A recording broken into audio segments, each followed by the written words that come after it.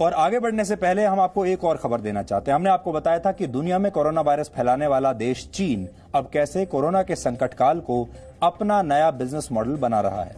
Corona virus की वजह से पूरी दुनिया मंदी का शिकार हो रही है, लेकिन चीन की बड़ी बड़ी कंपनियां अपने बिजनेस का विस्तार करने में लगी हैं। ये दुनिया के लिए बड़ा खतरा है और भारत के लिए भी चिंताजनक खबर है।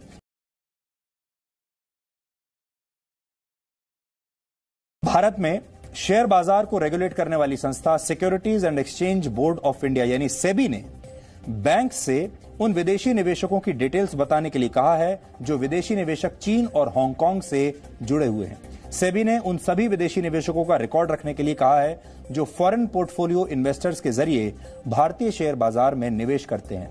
सेबी के ये निर्देश तब आए हैं जब अभी कुछ दिन पहले ही एचडीएफसी में पीपुल्स बैंक ऑफ चाइना ने 1% से ज्यादा शेयर खरीद लिए थे। एचडीएफसी यानी housing development finance corporation limited Bharat के सबसे बड़े कर्जदाताओं में से एक है।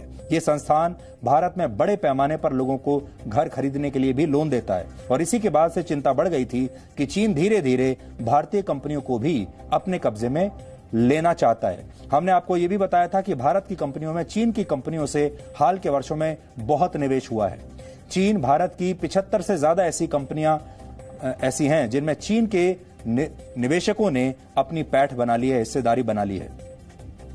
खासतौर पर भारत के स्टार्टअप्स में चीन सबसे ज्यादा एक्टिव है।